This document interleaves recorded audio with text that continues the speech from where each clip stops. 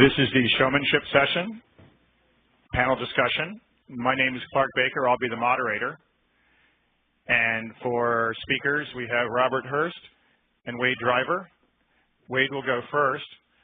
The format's going to be that Wade will speak for about half an hour. He has some handouts that we'll get out. We'll have questions and answers.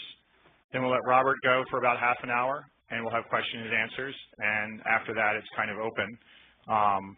I'm not known for showmanship, so I don't have a lot to say on the subject, but I am happy to chair the panel discussion or moderate the panel discussion here. So let's start with Wade. I have an extensive biography here that I'm not going to go through all of it, but I will say that 3 years after I was born, Wade learned to square dance from his father. That would be in 1957.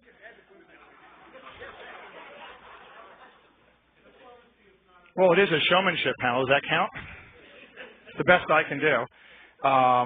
He bought Rhythm Records in 1975, and he's married, living in Mesa, Arizona, and he's just recently become a certified financial planner, so he can cut back on his traveling and call when he wants to.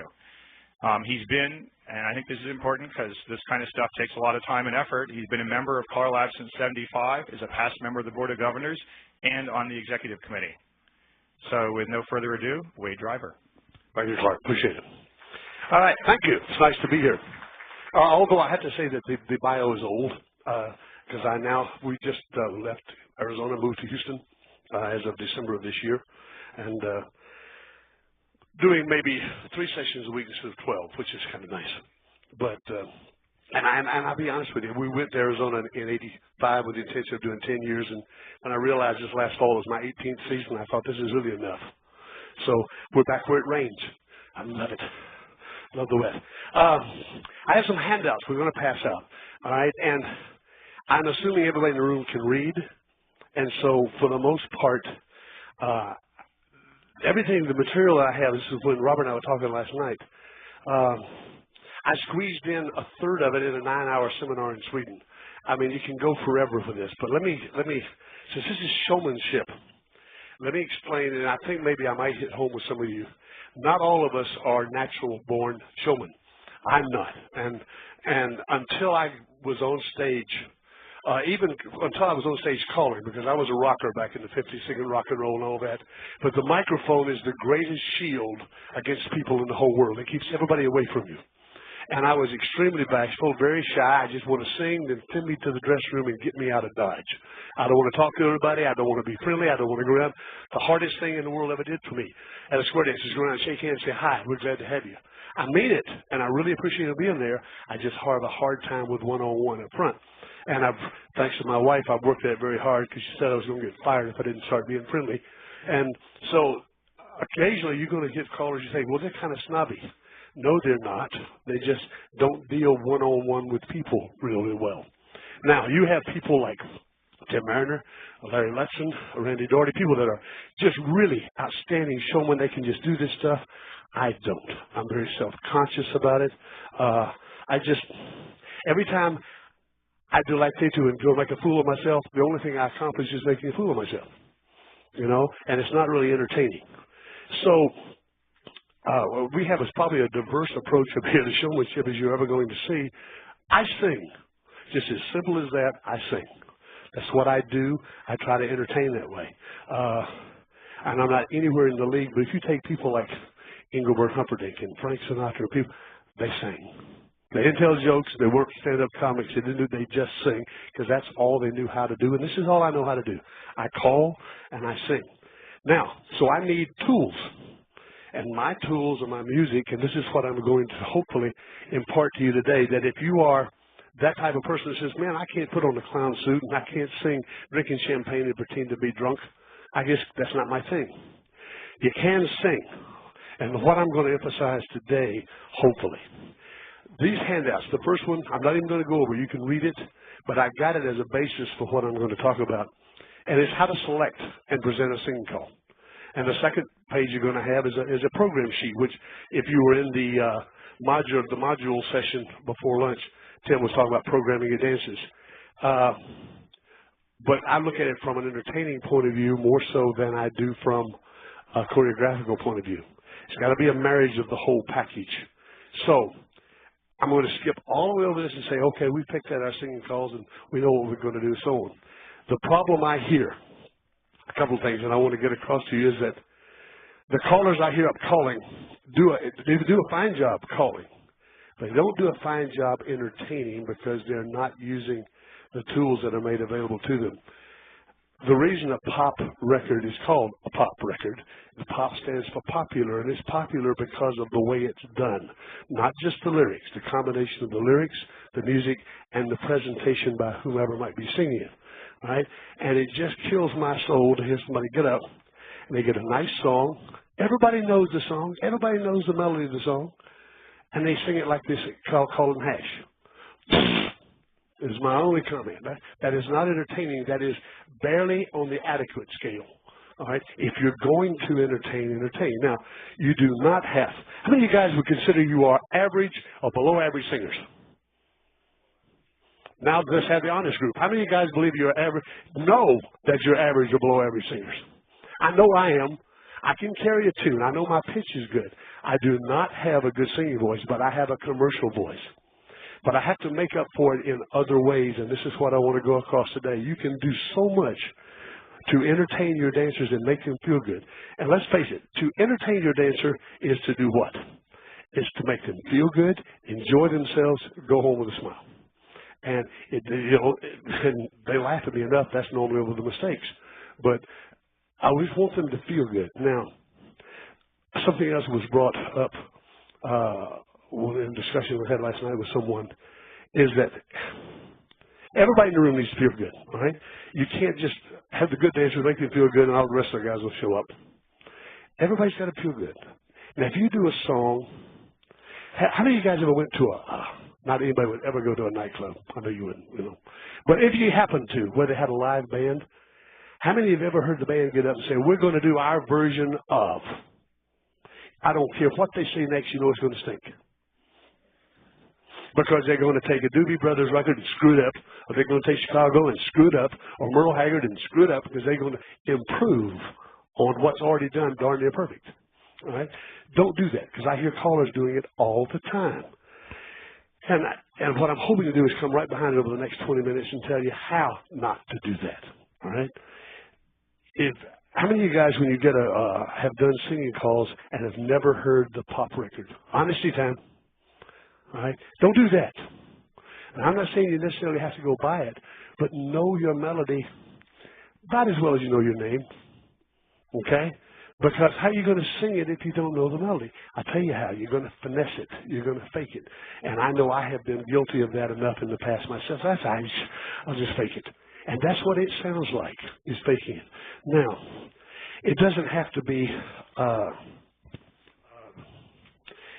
here's a good example. This thing's been on since the 50s, all right? Now, and I'm not going to embarrass Mike and put the vocal side up because he did a fantastic job. I just want to talk about this. This is an old Fats Domino tune. To do a Fats Domino tune like this on Global, to do it like a square dance hash call is bad. Right? Sorry, man. The four little ladies promenade, go inside a ring. Will I get back home and swing your lady swing? Going up hands, circle to the left. Gonna move. Boring. Don't call it like a hash call. Take the time to listen to the original tune, learn the melody, and sing it. You may not sing it as well as Fats Domino, or you may not sing it with the same vocal tones. But when you read this, the emphasis in this page here is get the same emotional feel to your dancer. Get that emotional feel to them. Make them feel. Have you ever had, I know we all have, no matter how bad we are, have you ever had a dancer come and say, boy, you sang that better than the original? Now, you know it's a lie, and you know it's not true, but God, don't it feel good? Because you got them fooled, man. You got them thinking you did, all right? And that's good enough. Now, but why not learn the original? Because I'm old enough to learn the original. It's just a little circle. You circle, yes, me and I'm in love again. Ain't had no loving since you know when. That's all you got to do. Don't take that much learning. Learn the melody. Now, I don't sound like him, but I can get that same feel. All right? Additional little lyrics that might not be on here, like, baby, don't you let your dog bite me. Dumb lyrics, but it was in the original. You'll have, and let's face it, our dancers aren't real young. They'll go and say, oh, I heard that in high school. Worked. You got to them. That's one, is know your song. Now, how would you feel if you did your first hash break called choreography? You did not know memory, did not know modules, didn't know how to sight call. Here's the mic. Call me. How many guys in your first caller school, wasn't that fun, that first hash tip? You enjoy that, John? Okay. Why do we approach singing calls that way every single night? That's what we do. We don't know the material. We say, well, I'll just call hash. Well, then why call it a singing call? My father and I, when he taught me to call forever ago, the first time I called, I did a singing call in 1957 on December 19th because I remember it forever. And there's a thing that's on the 78th, you know, about dating yourself. And there's a thing called I Feel Old Age Creeping On. I was 19 years old at the time. And I got in, I learned to dance by just getting in the square and pulling me around. And he says, I said, I can do that. When I heard my dad call, he says, no, you can't. I said, yes, you can. I said, you got that sheet with the words on it? He said, all right, do it. So I put it on, I sang a song. He said, you can't do that. I said, can't do what? He said, well, you sang that. I said, what do you call those things? He said, sing call. I said, well, I'm going to sing it. That's what I'm going to do. If you don't, there's no delineation between your patter and your sing call. And if you're going to do a sing call, now, not all of them fit that thing. I got a tune here called Why Don't You Love Me Like You Used to Do? I have no clue who sang that thing to begin with. It's probably been out of press for 80 years. So do what you want to do and just make it jazzy. But if you're going to do a pop record, sing it like the original. Now, this other thing. The fourth handout you got says at the top, song title, lead, fill, comments. Those who have been through any seminars with me or schools with me know where I'm going with this, all right? We got, just like Jerry Reed says, no badge, no food, no exceptions. Don't step on the fill instruments. I say again, don't sing over the fill instruments.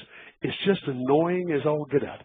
We pay these guys tons of money, all right, to play all this music.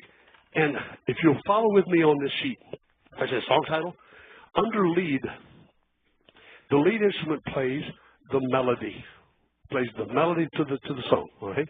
Which to me is a real pain in the backside, but you have to put it in case people don't know what the melody is.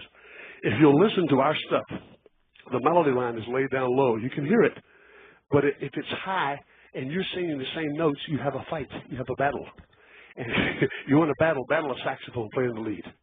You lose. I promise you lose every time. All right?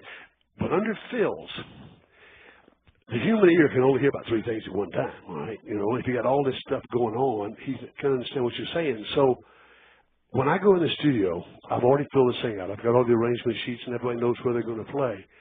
And basically, when I'm in the vocal booth singing with them as we're laying the music down, we have a rule. If my mouth ain't moving, somebody better be playing. Whoever's assigned that job to fill that hole better be filling that hole. Otherwise, all the dancer hears is boom, chip, boom, chip, boom, chip, boom. And that's about as boring as watching concrete dry. All right? So you want music. And what's so neat is that if you do this way, the dancer comes and says, boy, you sang that good. I ain't singing worth a darn, but the band played nice, and you thought it was me, and I win. All right? Now, all right? And that's all I care. If the dancer wins and I win, great. Now, just for example, imagine,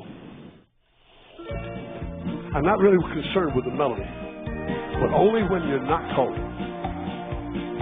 Are you here? Just to pass time away, or is it love?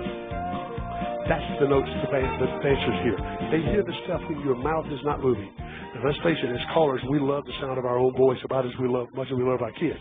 All right, but occasionally, it's best to shut up. And that's the hardest thing in the world. I know it's me, because I all the time. But calling, you've got to know when to keep your mouth shut.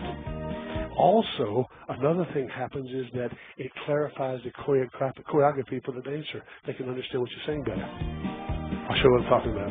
Instead of doing all those fill words and everything rhymes and all that crap, just call choreography. Sure.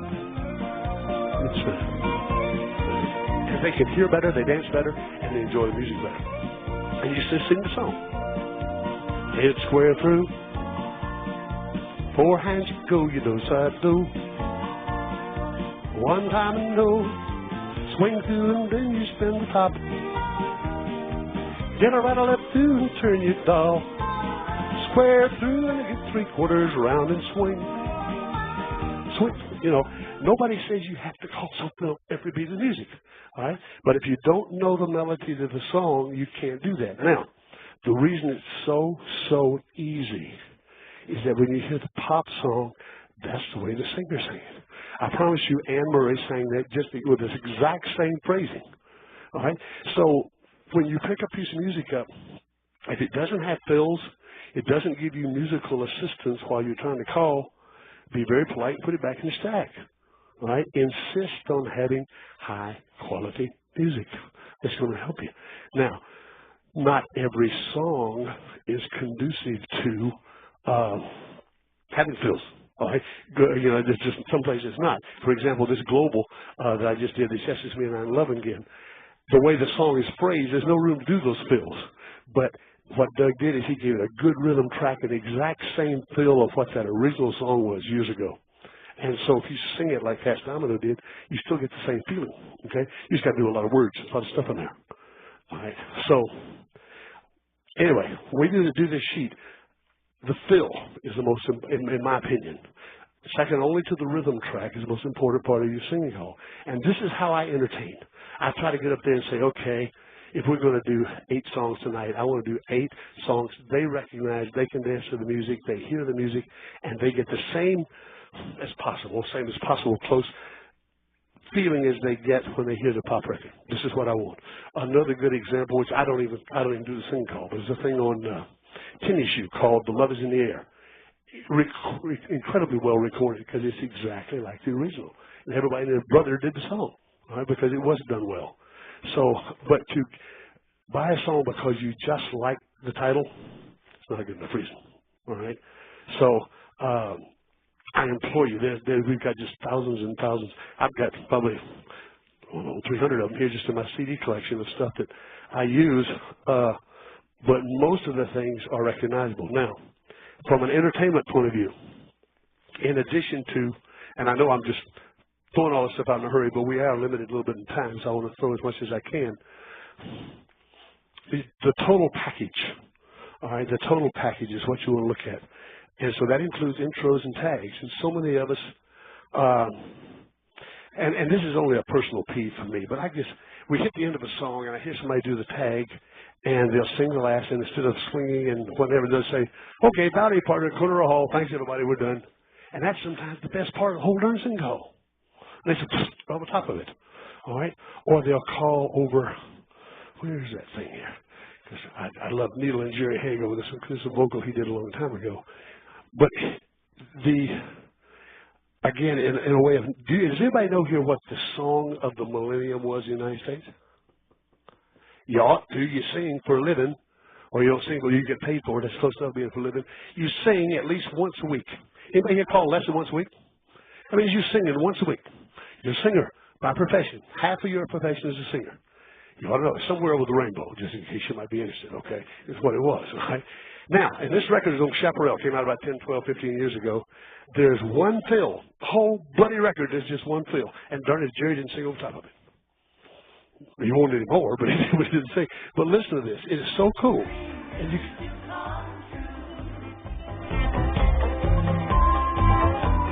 Come on, just a minute.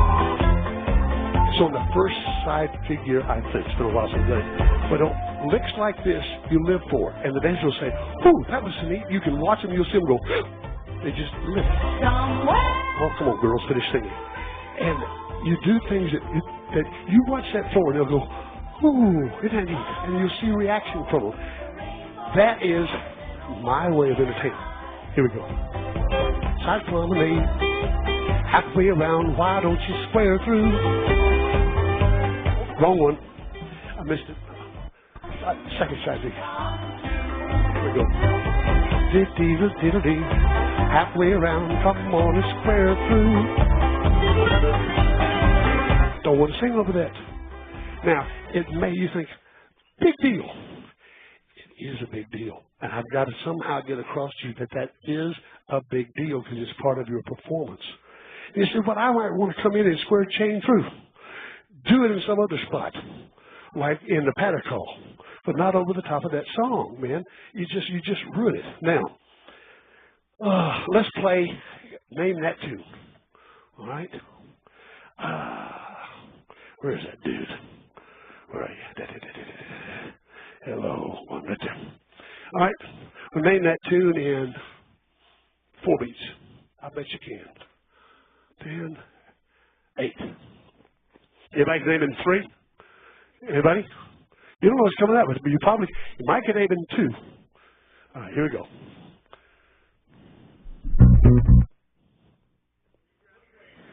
I rest my case, okay? Now, I did not we put that on the sing call. I didn't create that lick, Conway. Twitty didn't create that lick. And it made it popular. And there's no way under God's earth anybody's not going to make him go, ooh, I feel good already. You can screw that song up to hell's creation. It'll make no difference. He's always feeling good. He's already feeling good before it ever starts. All right? You need help like that. This will be actually 1 beat, 2 notes. It'll take you on this one, I think. Yeah. 1 beat, 2 notes. Hello. Somebody stole my record. Nobody leaves the room.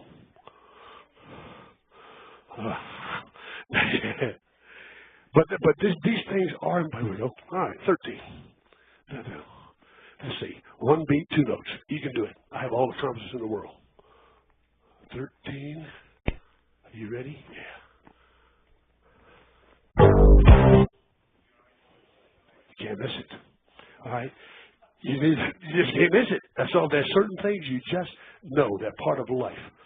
These are the type of the things you want to hang on to, you want to get and use as a tool. Now, let's face it, all of us aren't going to sing beautiful noise like Tony Oxidine, but the music's going to carry it for you. All right? There is a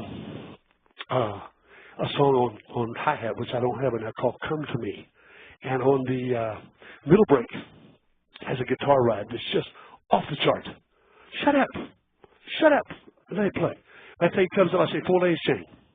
Chain them home. Circle left. Out on the left and weave. And it just plays away. And you finish the song and they say, boy, you sang that nice. They didn't sing anything. I just recited the words. All right? There's enough stuff we have to work at hard that we don't have to work at everything hard if you let it work for you, okay? Now, so look for good intros. Then look for little things that you may have to adjust your timing. And, but God, that's going to require something that it's going to require practice. Shucks. Okay? I drive my wife nuts sometimes because I'll be in the computer room and she'll say, did you call me? I said, no, I'm just trying to practice back here. If what's neat now, you put it on the computer and I can play and I can sing along with it and do the practicing. And she just closes the door, But you can change your phrasing on a singing call and not really mess up your timing like you could if you did it on a patter call. And like a while ago on that swing through and then you spin the top. Now, you probably wouldn't jam those together verbally if you were calling patter. You'd want to phrase it a little more. But they know what they're going to do. So you swing through and then you spin the top. Get a right or left through and turn your girl and let the music play. So, but you have to learn where to come in, where to come out. Sometimes you have to pre-call a phrase, and like the first note of the music may be on 1, but you have to start calling 3 beats earlier so it comes out right. Practice, practice, practice. This thing here, that's something that I was going to do here. But you just have to phrase it so that it fits. Now, good example. I just did a thing down in Australia. I was down there last summer and did a vocal on a thing called Third Rate Romance. And in order to make it fit, you have to do it a certain way. This is the one I want to look at first. It's right here. All right, here we go. Now, you can't call this song like you would call patter, because otherwise it won't phrase. And I did it with a young man down there who's an excellent caller, by the name of James Reed. And he said, what are you doing? I said, we're going to sing the song. He said, but I said, no, but they'll get there. I know back in the 50s, it used to be particularly under one like Bob and Antwerp's songs, Caribbean, you'd call 5 figures, sing a song. Do that today and they'll kill each other trying to keep up with you. All right? But you can pre-call 2 or 3. But from my point of view, rephrasing your choreography, as long as it's danceable, is worth the sacrifice to make the song sound like the original. All right? Now,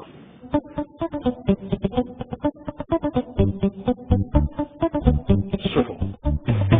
Sitting at a fancy table at a fancy restaurant. Now, show his wife kind of changed. Left out a man and he goes side door. Left out a man in your weed. He's kind of crazy. Yeah, dee-dee-dee-dee-dee-dee. Dee-dee-dee-dee-dee. Swinging promenade, yeah. Go on. Did you just kind of fit it in so that, in my opinion, it's more important in a sing call to fit the phrasing of the lyrics than it is necessarily called on every beat of the music, right? As long as it's danceable. Now, you can't, sometimes I hear guys do that and it really makes it not very danceable.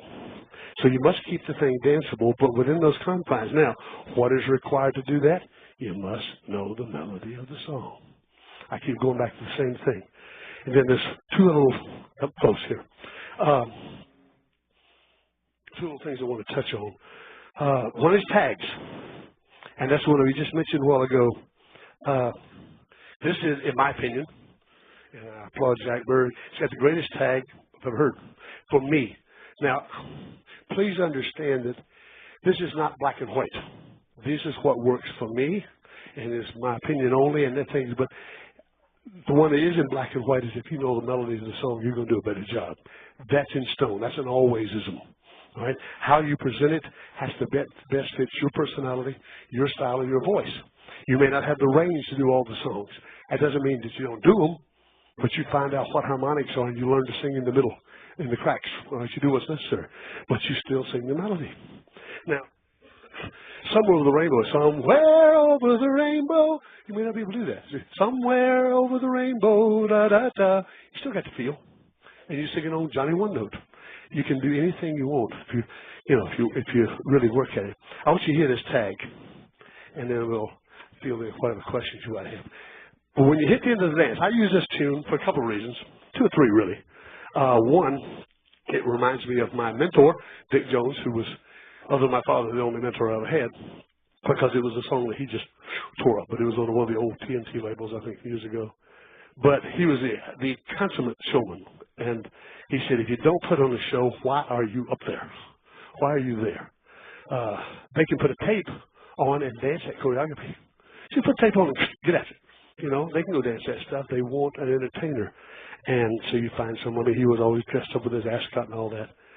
But this tune here, I do it at the end a lot of times to know where I am. Because it allows me to, instead of this dead silence, you get done and say, all right, thanks, guys. It's nice being here.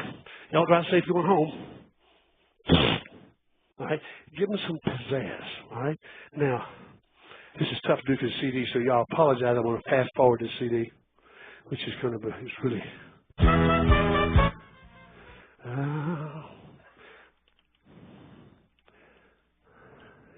Here we go.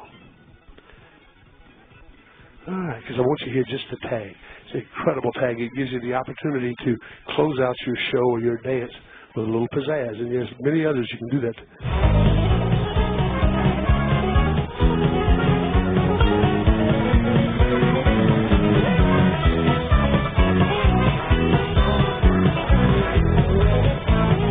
Promenade that girl.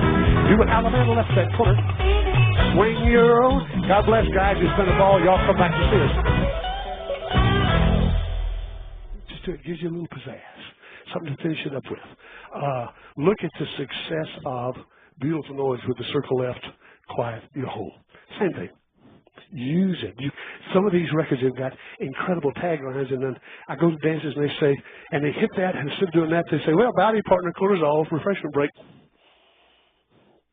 That's not very entertaining. All right. All right. The other thing, a little short spots that you have to listen for. This is what I was going to talk a while ago, talking about having to change your phrasing. This is a record on ESP called Somebody Like You. It's got a great guitar lick. Great guitar lick. And it's not easy to let it play through because it's stuck right in the middle where you want to say something. Okay? And it really is not easy at all. But it can be done if you practice it. I'll probably screw it up.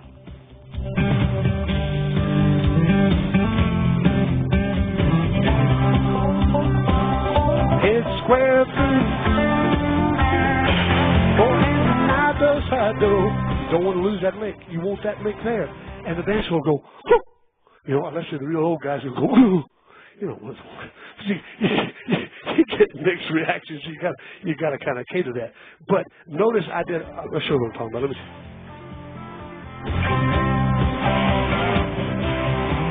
We're getting back. I have no idea where I am.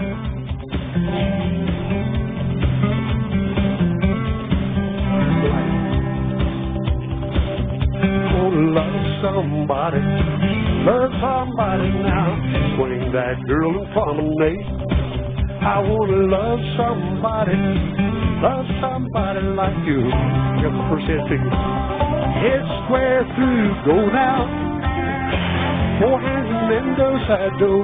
Now, it may not matter to you, it matters to me because it has an effect on the dancer. And if what you do has an effect on the dancer, it's going to be one of three. Either good, bad, or indifferent. I'd rather have bad than indifferent. I'll take anything over indifferent. You know, hate me, just don't not care. Care, you know, I can't live with that, all right? So that's really my form of showmanship, my form of entertainment is I sing. And I try to do it as well as I can within the limits of my talent and as close to the original as possible and just pray it works. Thank you, Wade.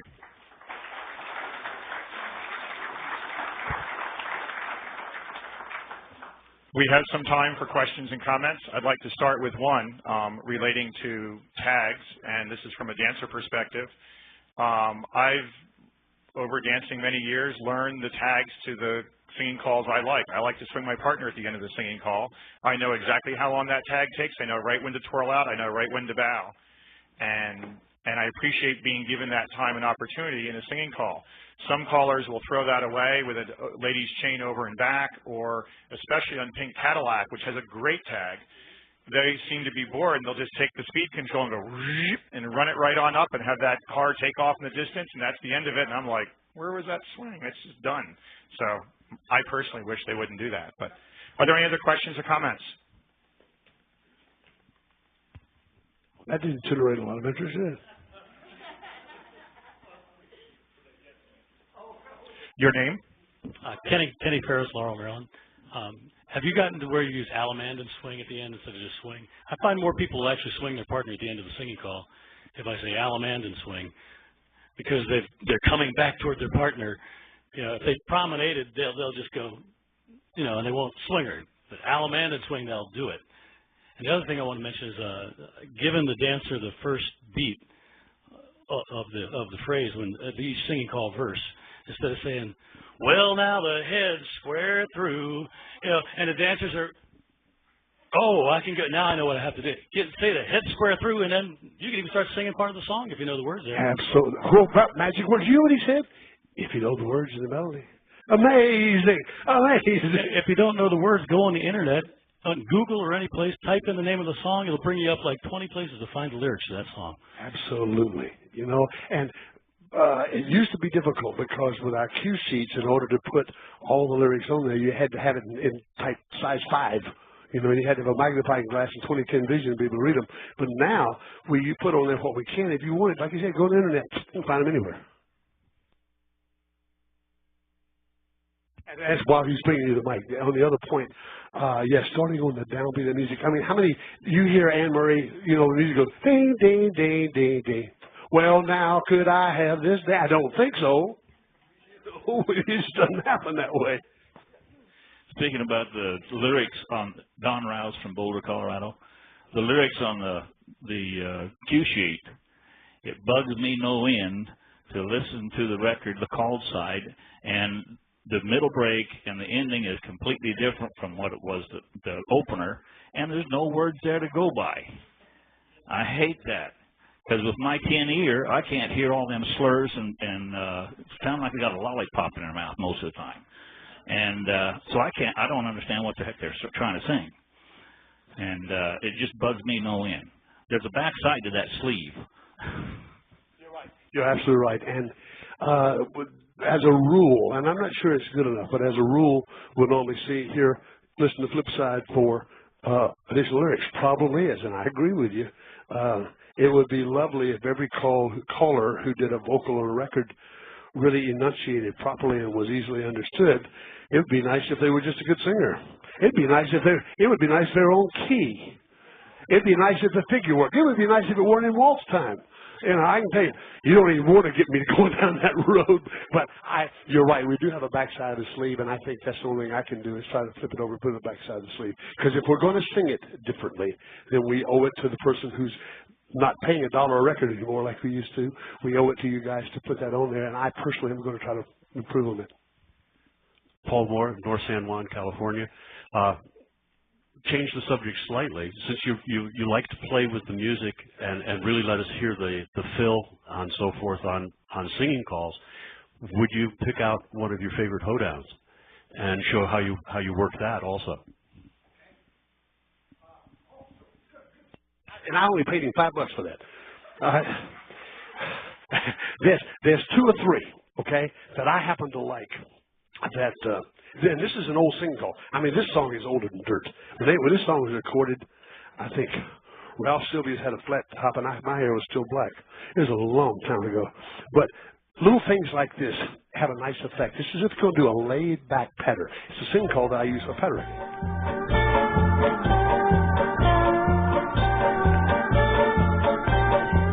Hey, bow to the partner. Oh, shoot, I missed the intro. I'm sorry. Don't want to mess it up. Because it's really good. If the time's just right, it works out good.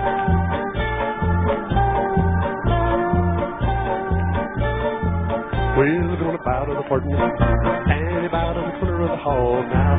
Join hands, circle left, go around. Do an Alabama, let that corner go, Alamo style, the balance here. Now, what I'll do in a song like that is I'll phrase it, and let me pass this along for those who may not know it. In a band, there's only one person who is always correct and can never be wrong, the bass player. He is the one person that can never be wrong. He's the hub of your music. And so if you can't pick up a song, you're not sure what the melody is or anything like that, listen to the bass line, sing to the bass line. You can never, ever be wrong.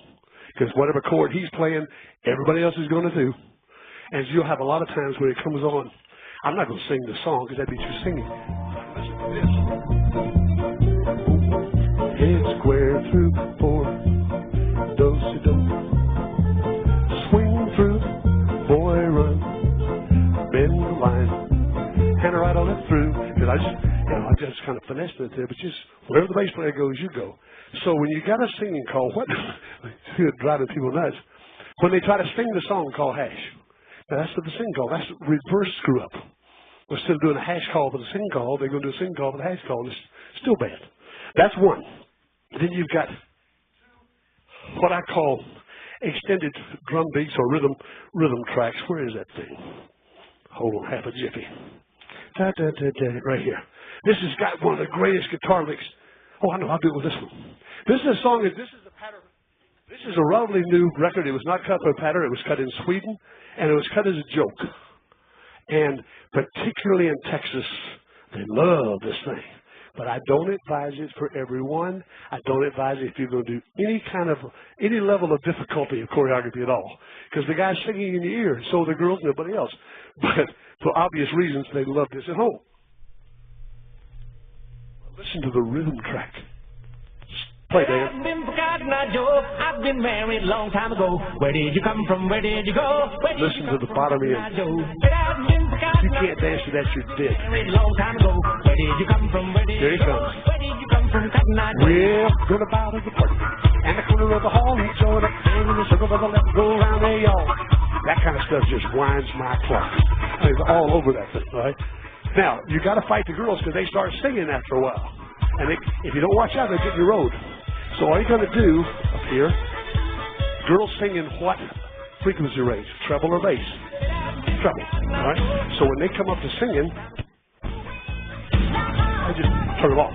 I didn't turn the volume down, just took the treble out and said, goodbye, girls. Now I can call right on the top of them. And when they get all done singing whatever they're messing around singing back there, getting in my road, I wanted my music back, I'm right back up again. Just little tricks. Remember, you cannot correct treble mistakes by turning up the bass. You just make it muddy. You got treble, too much treble, turn treble down. All right, you got too much now. One more, and I was going to say, and I'm out of here. This is another one that has vocals, but this is what you can do, and I imagine they will do this at the, hopefully they'll do it at the digital session. But if you've got, this is a rock tune, they took out all the vocals. That's just a rhythm track. And it's a rock vocal called Rasputin. But it's Russian music. Kick. It's just a kicker, too. But you won't find it anywhere because the guy made it for me. And it's, but I'll be glad to share it. I don't have a problem with that. Well, listen to this rhythm track. It's available. Oh, is it available now? Good. Now, be careful. Because this type of rhythm, it may sit well with some, sit well if they have big hearing aid crowd, you know, kind of tone it down the bass a little bit. So it's nice hard like that. Now notice I didn't change treble. I just took that bass, took it off. Because they don't need that much, right? But they each have pieces in there you can use. And one last thing, I promise I'll quit. All right. When I was in Australia last summer, I did a little clinic. And just before the lunch break, a young man asked me, he said, let me ask you a question. And I'd never been asked before, 46 years. He said, what is the biggest weakness of callers worldwide? I said, I don't know. I want to think about that. I know I got an answer for everything right now. And I said, I want to think about it. I did. And I think it's a slam dunk. Whether if your choreography is bad, if you miss your corner, if you sing poorly, if you're not prepared, it all comes down to whether you use good or bad judgment. Use good judgment, and you practice, and you will succeed.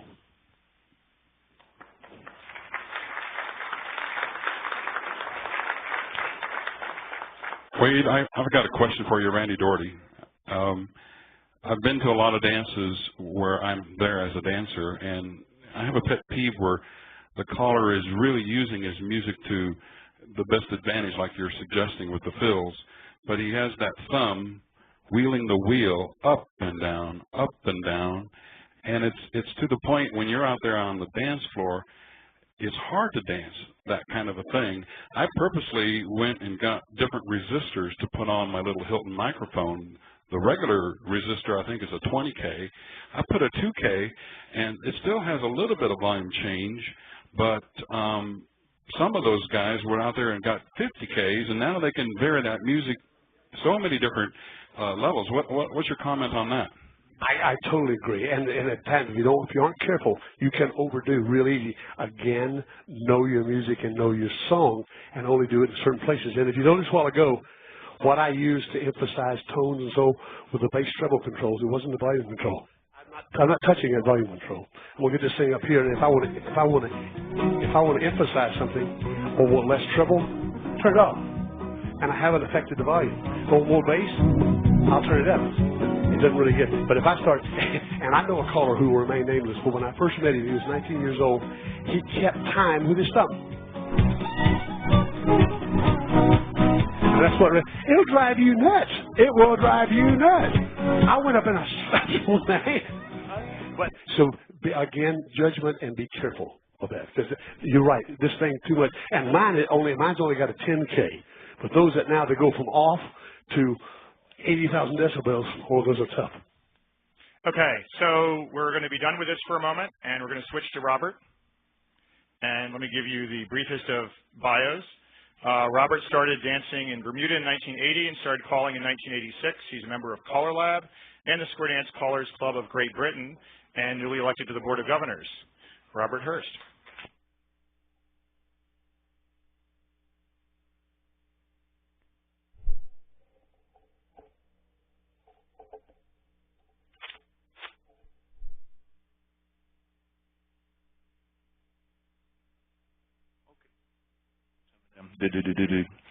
Okay, thank you. First, should there still be showmanship? Should there be a new word in the dictionary called showpersonship? Doesn't sound right, does it? But so still showmanship. Can I start by saying that every caller is a showman. Everyone who picks up a microphone is a showman. But equally, everyone who picks up a microphone is on show, which means people are looking at you, people are watching you, people are seeing what you do. When I was asked to give this presentation, I actually went to the caller training curriculum guideline, and there is a section in there about showmanship. and it says that callers, accredited callers who are teaching a caller school should emphasize showmanship. It's a very important part of the curriculum guidelines. It says very little about how to actually do it. It doesn't really tell you how to present the art of showmanship. So I was a bit stuck right from the very beginning. So what I'd like to do, first of all, is backtrack a little. And when we started looking at this presentation, Clark said he was going to introduce everybody, and that was about all he was going to do. Well, I've changed that, because Clark's going to help me with his first visual. He doesn't know any of this, by the way. The art of calling, I think, is like being a juggler. Throwing each ball into the air, and then catching each one and tossing it back into the air before the next one gets dropped. Okay, so Clark, if you'd like to go over there. Now give yourself a little bit more space. And for the tape, I'm going to get Clark to juggle the first ball. And the most important thing a caller has to do is have perfect timing. So he needs to be able to juggle his one ball, which is the timing. Secondly, he has a second ball, which is good choreography.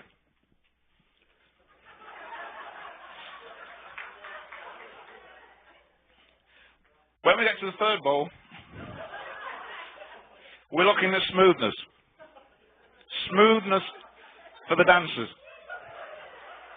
Now, you can buy packs of 3 juggling balls. Juggling 3 balls is relatively easy. There's lots and lots of jugglers out there who can do it. I haven't finished yet. The fourth ball represents getting the correct element left or at home. It's very important.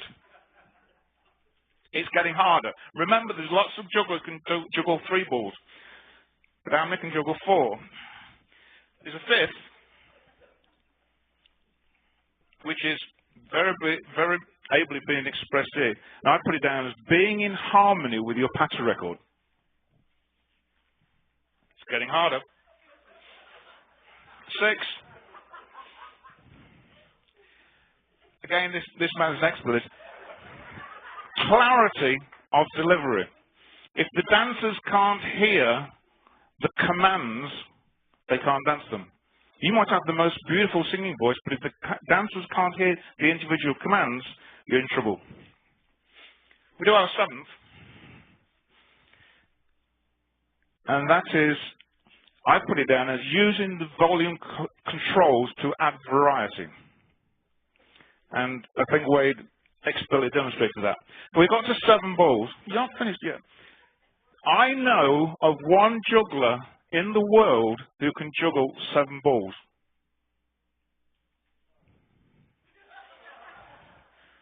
Eight,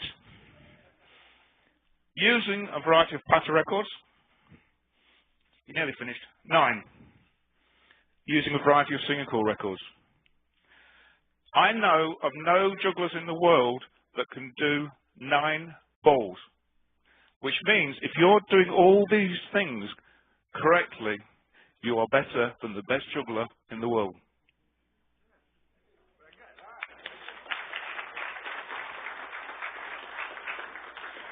However, thank Clark.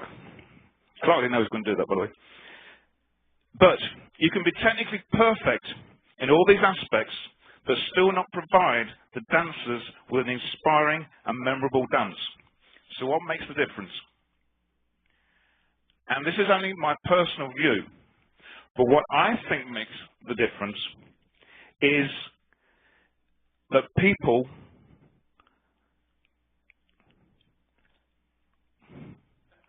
they are people. I'll tell you what, let's do it this way. Now I can see. And what people like most of all is to be loved. They want to feel loved and want to feel wanted. But most importantly, the dancers individually want to feel loved and wanted by you, the caller. One way of doing that is to look at the dancers. If I'm looking at you, you know I'm looking at you, and you're looking back at me. All right? Now, I'm not going to sing a great deal, but I just want to demonstrate 3 little things which I think can help your repertoire, if you like, to make dancers feel loved and wanted. I'm going to borrow your microphone, and in a second I'm going to ask you to pull that record on for me.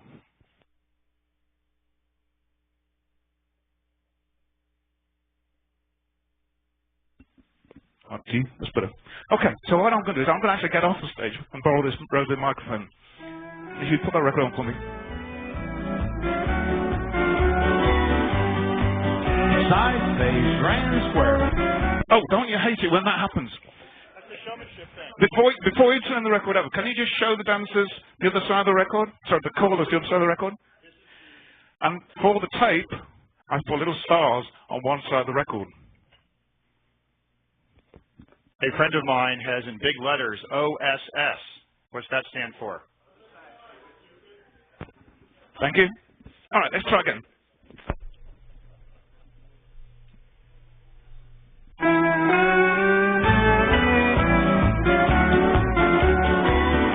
Side, space, grand, see roof, only you can make this world seem right. Only you, Ruth, can make the darkness bright. All right, against the tape, what I did is I got off the stage, found a gorgeous young lady, looked at the badge, and started singing to her. The problem with that is you're only singing to one individual person. It's a little gimmick, and it does work occasionally. The second one, and again, Wade touched on this, is a way, again, that I like to use just to show all the dancers that like them and love them.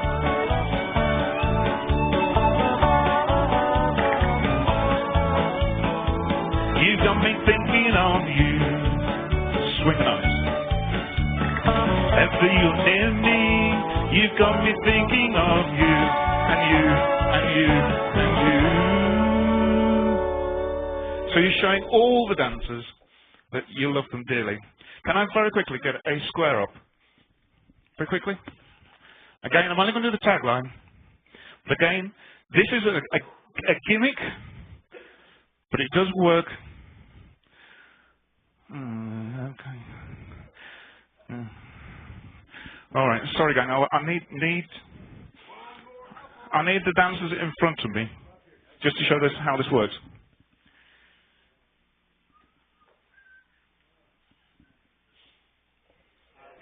Smile. This is, again, a beautiful record on Global called Yesterday's Songs.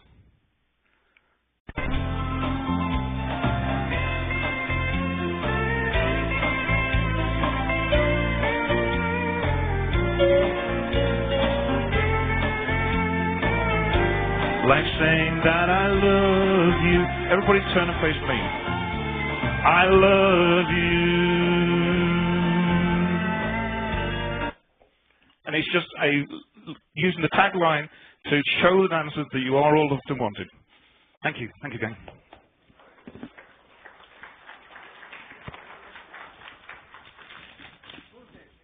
So again, it's very important that you demonstrate to the dancers that they are individually loved and wanted.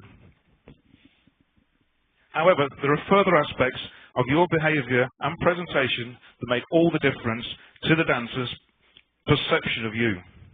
So in addition to the technical aspects, you must always show the dancers that you respect and love them. And the first point I've got is to be on time. I heard about a month ago about a group that turned up at the hall 5 minutes before the dance was due to start to find the hall had been double booked. If they arrived, or the caller had arrived half an hour before the dance started, maybe they could have done something about it. Also, if you arrive half an hour before the dance, you can actually sound the hall. And some of the halls are not the best in the world. The second point, and I'm very grateful for Wade letting me do what I did earlier, is to be well groomed. Don't think I was when I walked in the hall, do you? And that was not any disrespect to Wade. Wade and I discussed this last night. It was again for the tape, sorry. I had a very tatty old T-shirt on. As I said at the beginning, callers are on show. It's important for them to be well groomed. Third point, to have good personal hygiene. To be pleasant on and off the mic. And this is particularly important if you use a radio mic. Several years ago, I met a lady who now travels all over the world teaching presentation skills. And because she likes to wander up and down the stage, she used one of these lapel mics. And she was really pleased that one day she was speaking to over 1,000 delegates at this conference. Presentation seemed to go well. Off she went. Came back. You've heard the story, haven't you? Came back, and her boss called her over, and she thought she'd been told how well she'd done. And all he said to her is, when you go to the toilet, turn off the microphone.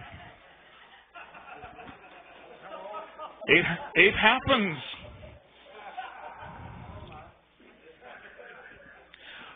As part of your dance or calling routine, don't spend the whole night on the stage. Get off the stage and talk to dancers. Go around and say hello.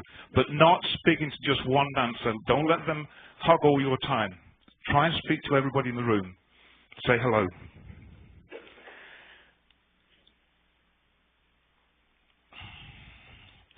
The next point is we are all nervous when we calling or when we're giving a presentation. So nerves is a very important part of something you've got to either get over or try and not show that they exist. Some callers I meet, you see them shaking the needle on the microphone. Another caller I know sticks his hands in his pocket because he's so nervous. But to be honest, I don't think they'll look really very good. So I wouldn't recommend that. The most important thing, really, if you've got nerves, is try and not show them. Be enthusiastic. Very important. It's unfortunate that a friend of mine is not here tonight. Because he does this routine. And he starts off by saying, when you go to a square dance hall, the room's empty. There's no atmosphere whatsoever. And it's part of your job is to create that atmosphere. And he'll wander around and say, I'm really excited to be here. I'm glad I came tonight. I hope you like this. And he puts on this one particular record. And I can't remember what label it's on. And it goes, I'm so excited. I just can't hide it. And he dances all over the stage. Because he's enthusiastic, he's excited, all the dancers are too.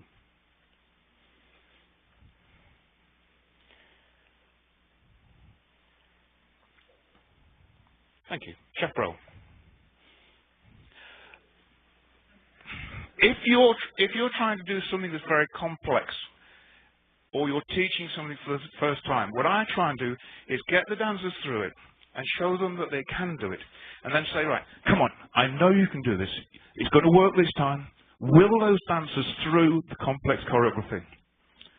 They think you're looking after them, they're on your side, and you're on their side. If you can will them through it, it will work. However, only give enough difficulty to provide interest, and not enough to break down the square.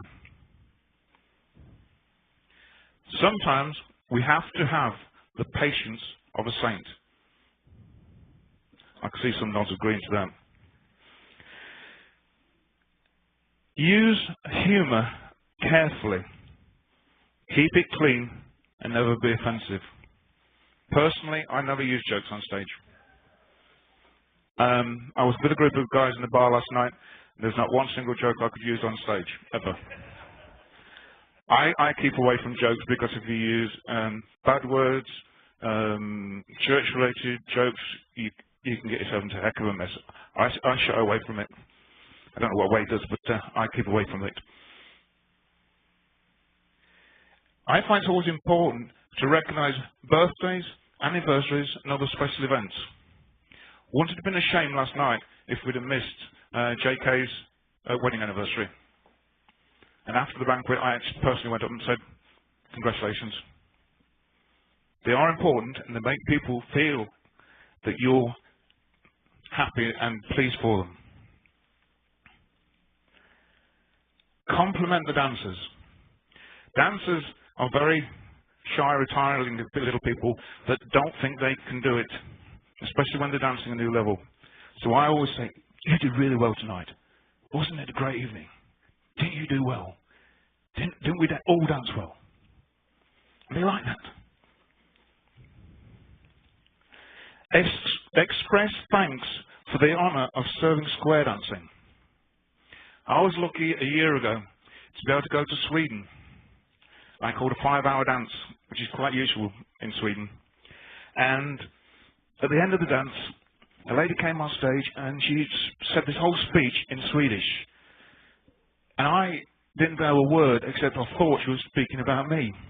And then she presented me with this beautiful cut glass item. And I was really taken back. And all I could say, because my Swedish is not very good, I said, I'm going to use the one word of Swedish which I know, which is tack så mycket, which means thank you. And they really appreciated that.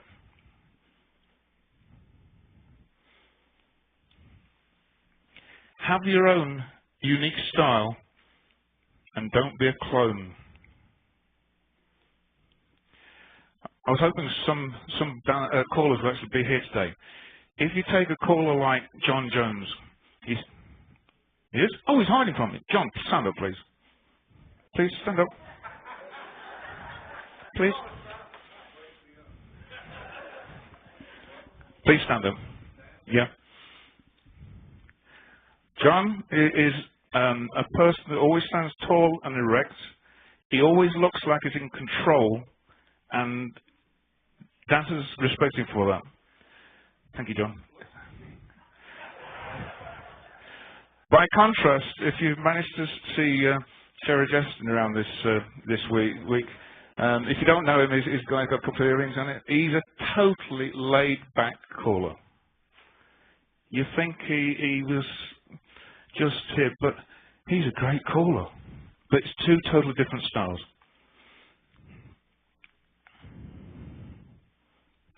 Personally, one record I use, which I think is a lovely record, but again, this is trying to create my own style, is a record which is called Too Old to Grow Up Now. And I introduce it and say this is my favourite song, and I'd actually like the words of this on my epitaph, but not yet, please. Again, it's something that I've come up with, it's unique to me, but I'm using my own unique style. Capitalise on the things you do very well. Very important. Something that's not for everybody, but be ready to party after the dance. I went to a weekend festival, and at 11:15, the guy came up to me and said, will you run the after party? The dance finished at 11. I got no materials, no nothing, but I persuaded the two other callers there if we could come up with a few ideas, and we had a great after party. This is something, again, it's actually in the curriculum guidelines for caller training, but be ready for it. This is a bit profound. There is a big difference between a showman and a show-off. I'm going to illustrate that. I went to a dance one night, great UK caller on the stage, and this guy came up to him and said, this is our club, we can dance anything you can put out. And this caller put the needle on the record, and in 4 moves, he broke the whole floor. And he took the needle off and said, I think mainstream's too hard, let's dance plus. And he was just making the point that, you know, we're all human, and he was in charge. But I personally think the guy who spoke to him, not the caller, was the show-off. And the caller who handled the situation was a showman. Big difference, folks. Again, to reiterate, look at the dancers and the individuals and make eye contact with as many as you can. And I'm trying, during this presentation, to have a look at everybody in the room. There is something out there called KISS, which is very important if you've just got 3 minutes of fame as a guest tip, sorry. And KISS stands for Keep It Simple, Stupid. Again, I was at a function, dance, and this caller got on stage. He got his 3 minutes before me, plus dance, and he tried to teach style the route, or route, or route? Either way, thank you. And of course, the dancers couldn't do it, they didn't succeed, and he was on the stage for 20 minutes. So I decided to get my singing call, put a needle on, and I did simple Ferris wheel figure, but all the dancers succeeded. Which one won? I think I won that one.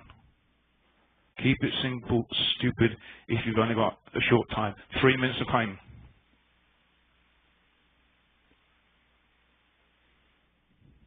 There is something called 4 Ps. Blank looks on that one. I know 5 and I can't say to them. Preparation prevents poor performance.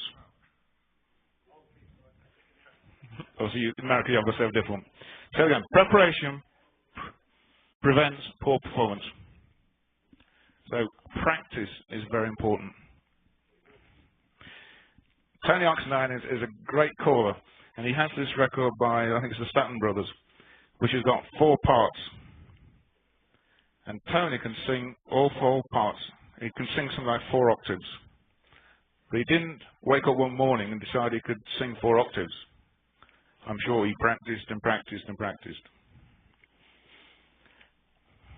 Finally, no, not quite finally, I did bring a little presentation. And for the tape, it says Go to Hell. It's actually a place in Grand Cayman.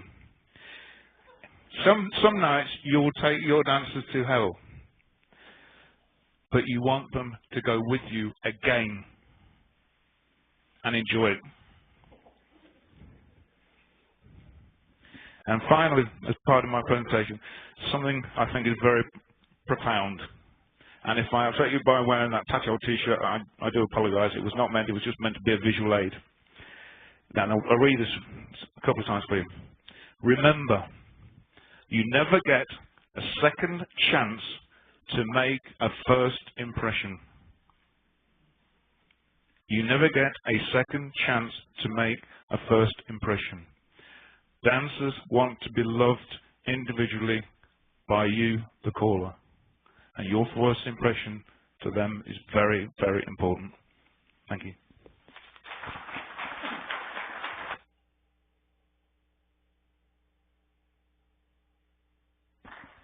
Do we have any questions for Robert?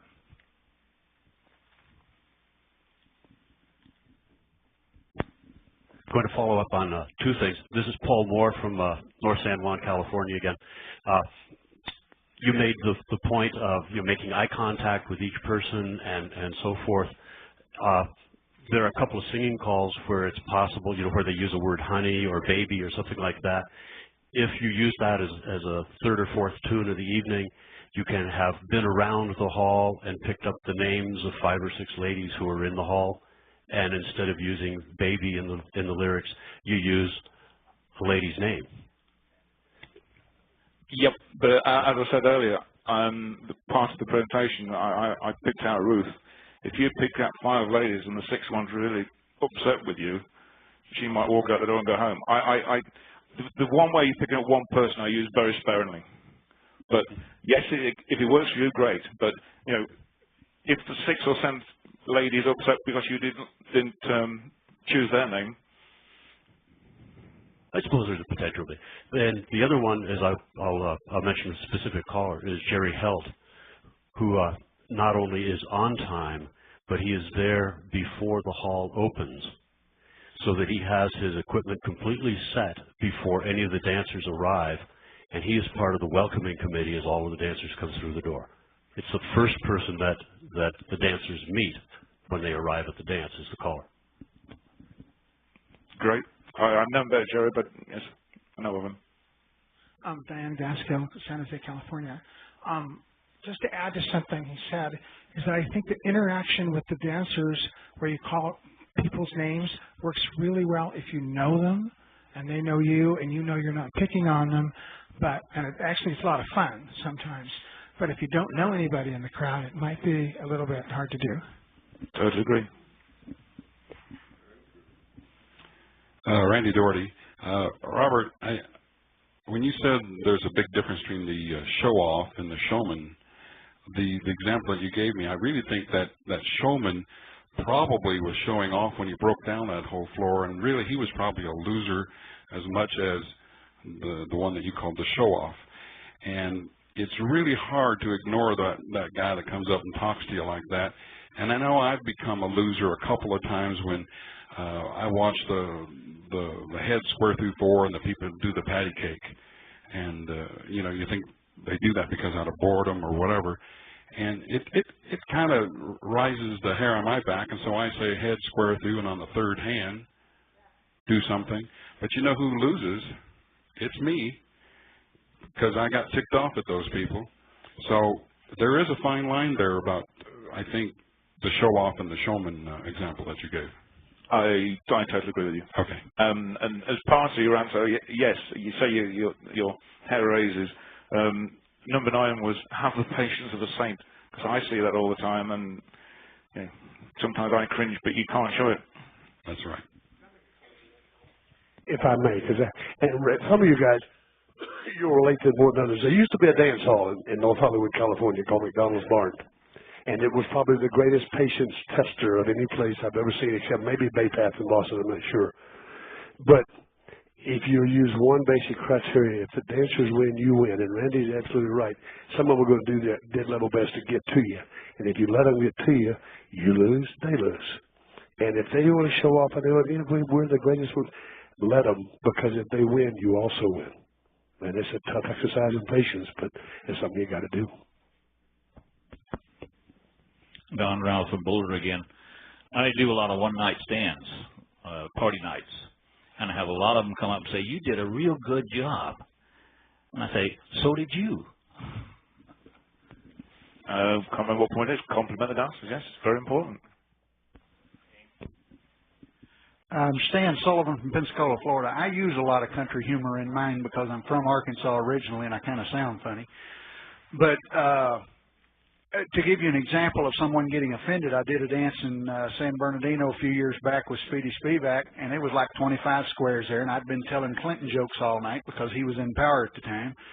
And this one lady got very offended and came out of one of the back squares and come up and stuck her finger in my face in that dance and said, "You have picked on him enough tonight." So you have to be very careful on jokes.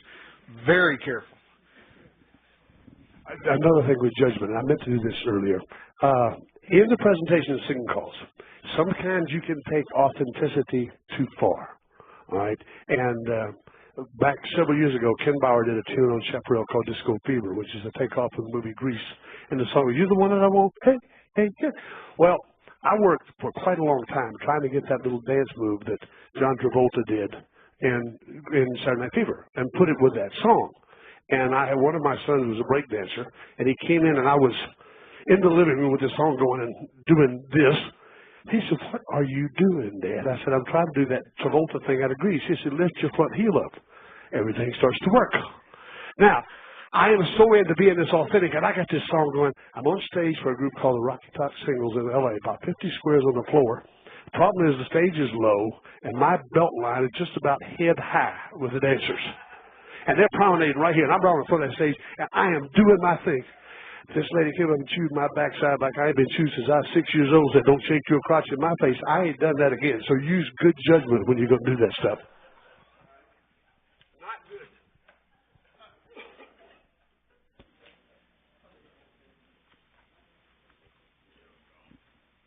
John Jones. Thank you, Clark.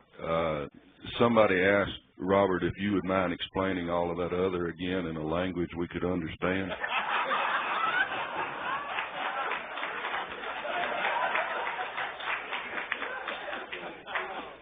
No, what I wanted to ask Wade. This only happens in the United States that I have found.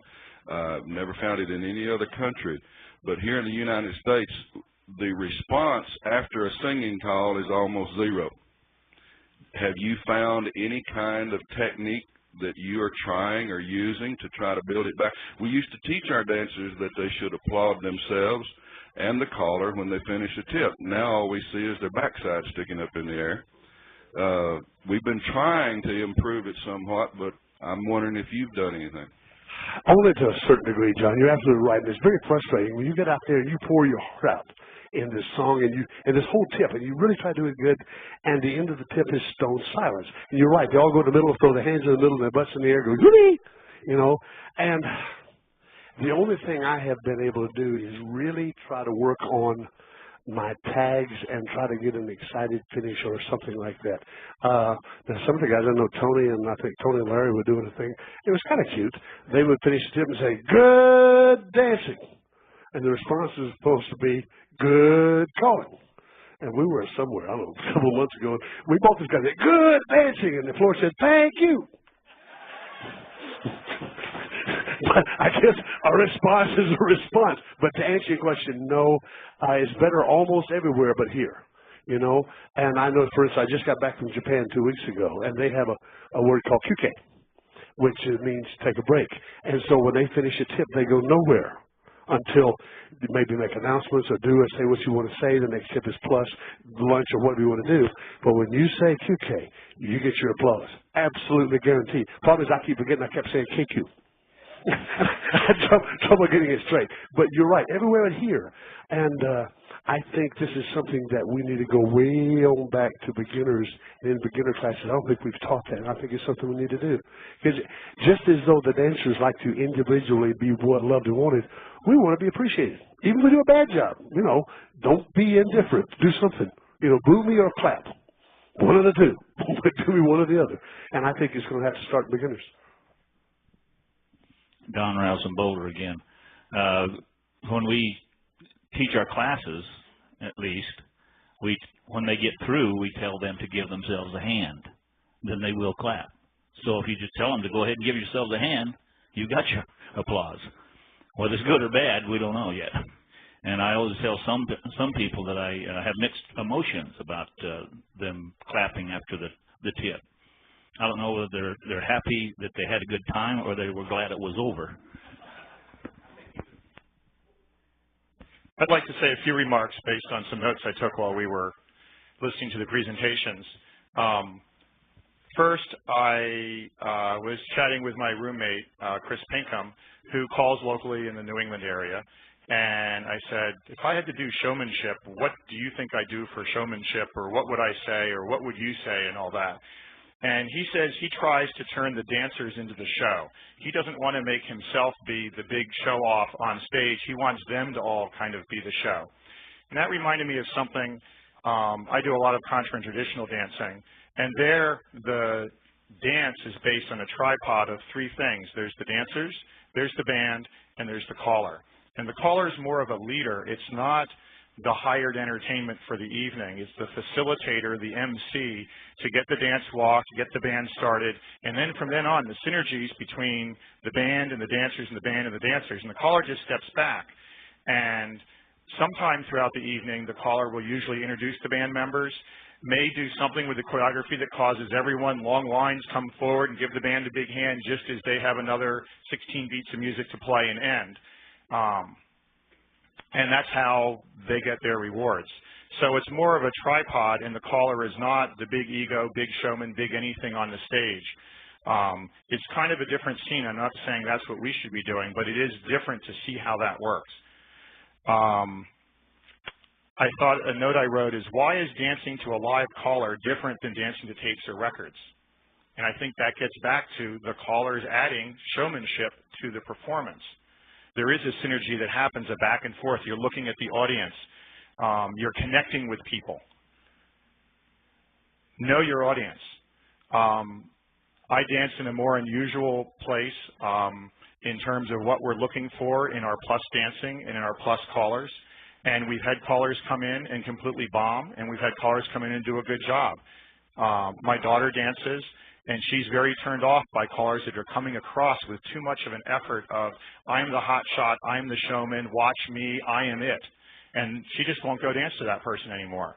When I was at the International Plus and Advanced and Challenge Convention in Europe, the different callers came in and did different things, especially from the United States.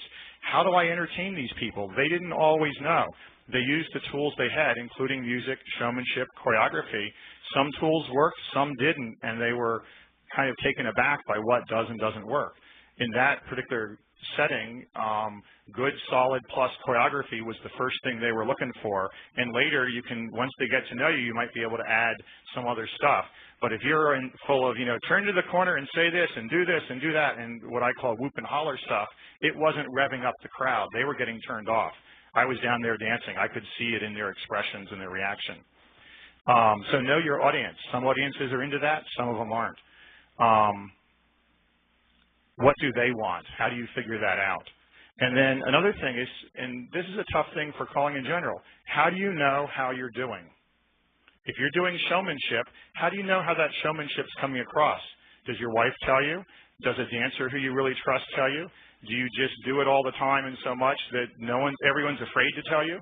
It's a tough thing to know how to get honest feedback and improve yourself if you're a 1 to 5 year caller, a 10 to 20 year caller, or a 50 year caller. I saw a 40-year caller in a caller school where the coach was afraid to, what do you say to this guy? He's been doing it for 40 years. How can I tell him that this isn't right or something? It's a tough thing. Figure out how much honest feedback you want and how you're going to get it. And the final thing I want to say is I was at a dance. The caller did a great job. A lot of the skills and stuff we've talked about here, the dancers were on a high. Everything was great. But he kind of had a lecture he needed to deliver to us, and he just felt he had to do it. And he said, well, you guys are a great group to call for, but there's just a few things you do that I think you could change and it would be better. I don't like it when you do this, and I think you should go out and support other things. And, he had 2 or 3 things that he just wanted to tell us, and it was the biggest downer I'd ever seen. And I don't think he's ever been invited back. So be careful if you feel you got something in your mind that you just got to get off. I guess you just got to suck it up and go to the bar and bitch at someone else. But lecturing the dancers, I've never seen it work. And almost, again, the thing you said where you break them down in 4 calls and go, well, I guess we'll just back off to plus. To me, that was his ego and his problem coming out and kind of ruining the dance. We have 7 minutes if anyone else has questions or comments. Did you want to say something while I bring the mic back? Very, very briefly, I called a dance once, and the crowd were hooping and hollering, having a great time. I drove 200 miles north, and nobody clapped, nobody said anything, nobody smiled. But I was told afterwards they had a great dance by the local caller. I didn't get any feedback whatsoever. Are you finished? Are you finished? Ernie Kinney, California. I think that probably we should, instead of trying to be leaders up on the stage, should play with the people we're dancing with or having a good time with. If we don't have fun on the stage, they're sure as hell not going to have fun out in front of us. So I try to play with people and have a good time as we go along. And when we get through, we're acquainted. We know each other. So I'm, of course, in my second childhood.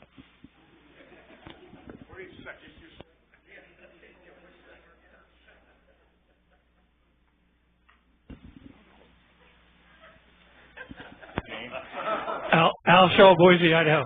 I want to address something John said here just a minute ago about getting them to stop at the end. I'm a round dance leader, and we have been to round dances where totally dead at the end of every round dance. My wife and I started clapping at the end of each round dance. By the end of the 3rd one, we got half of them going. By the end of the 5th or 6th one, we got most of the round dancers doing it. So if nothing else, get one person out there to start. This is Randy Doherty. I'm not sure what John Jones and Deborah have been doing at their dances to encourage the applause, but not this year, but the previous year, it seemed like you guys were about 2 weeks ahead of me everywhere I went. And I'll tell you, it was the biggest boost for my ego to go in there, and these people, I thought, they love me. They keep clapping and clapping and clapping. And then finally one guy said, yeah, John told us we're supposed to clap till you tell us to quit. The orders were issued. So it was, I appreciate following you. Charlie Fagan, Torrance, California. Question for Wade. A lot of callers prefer to start off with a singing call instead of a patter. What is your perception on that? Yeah, Ken Bauer and I fight over that all the time. I'm a traditionalist, and I don't know that it really matters. I know Kenny starts every dance he ever does with a singing call. And I start every dance I ever do with a patter call. And I don't know if it's habit or whatever. And I'm kind of ambivalent as to which one is better than the other. I prefer patter because I like to start setting them up as far as my package. And Kenny likes to start with a singer to get them happy first. I don't mind starting with a singer. I hate to end the tip with a patter. That's my problem. I don't mind starting with a singer. I don't want to finish with a patter call. It's like kissing your sister, and I don't even have a sister. All right? You know? So me personally, I think it's whatever you're most comfortable with. I just like to start with a patter. But backing up, just do this whole thing, really. Let me say this right quick. Whether you are a square dance or whether you are an entertainer on stage with a live band, whether you're a preacher at a pulpit, whether you're a school teacher, anywhere where you have an audience that you're going to hopefully ask them and sometimes require them to do what you ask, there's one thing you must do to be successful. You must control the emotions of your audience. If you can control their emotions, if you can make them feel happy when you want them to feel happy, feel sad when you want them to feel sad, you're going to win. And the reason I use singing calls as a tool, I can use the singing calls to try to establish and control the emotions of my floor. And if I have the emotions, choreographically, they'll do darn well almost anything I want them to do. But if I'm fighting them, if I want you to be happy, they know I'm going to be sad today, they're not going to dance very much choreography because the pattern's not going to be successful either. And you always know when you get in sync with those dancers because, you know, like for instance, if you come up and you go side space, grand square, scotch and soda, yay! You ain't doing your job somewhere. Somebody's got the wrong message. You want them to be nice and soft. Or if you get with a four ladies promenade, stone silence. You don't have them. But if you get them, everything you do, they do. And then all of a sudden you start working this curve. You go up here high and you bring them down with a love song. You bring them up high and the floor is just right there with you. The sad thing is you never know how you did it. I know over your career, and I'm sure everybody at one point, you can think back to that one dance that was absolutely perfect. And mine was in 1979, I did the New Orleans Festival, had 300 squares and did 6 encores at the end.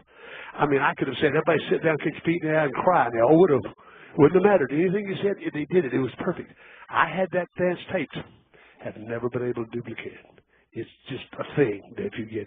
But particularly with, if you watch ministers, particularly, I was raised in Southern Baptist Church in Georgia. And let me tell you, they get really up, you know. But if you look at any gospel meetings or things like that, the whole point is get the people up, get them up, get their emotions up. Because if you do, they will believe in you, believe what you say, they will love you and do what you ask them to do. So find a way to control their emotions and you'll win. Wade, please stand up. Show our appreciation for Wade Driver. Thank you so much.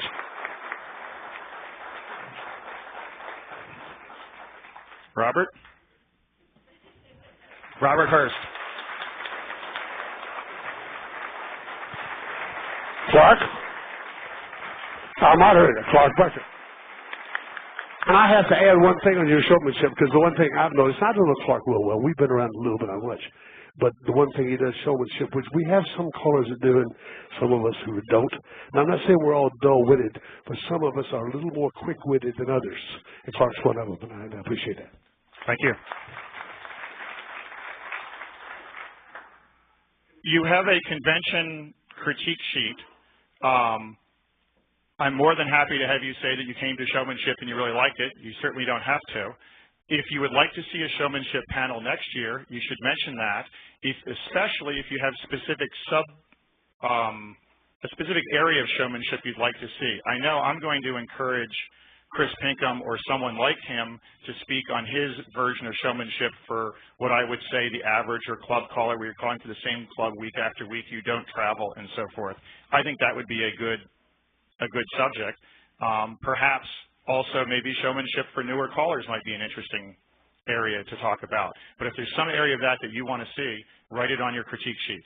Thank you for coming. It's time for the break.